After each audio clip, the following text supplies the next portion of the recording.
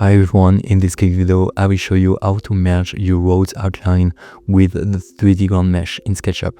If you don't know how to download the roads and your 3D terrain, you can get it using TopoExport.com.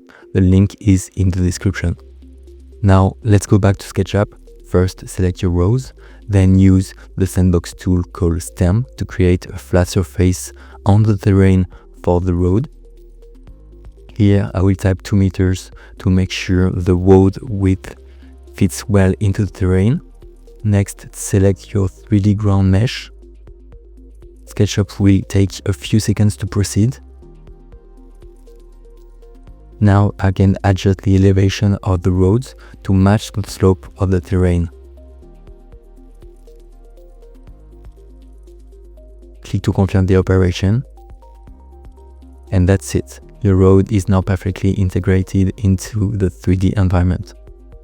Thanks for watching. Don't forget to like and subscribe for more SketchUp tutorials.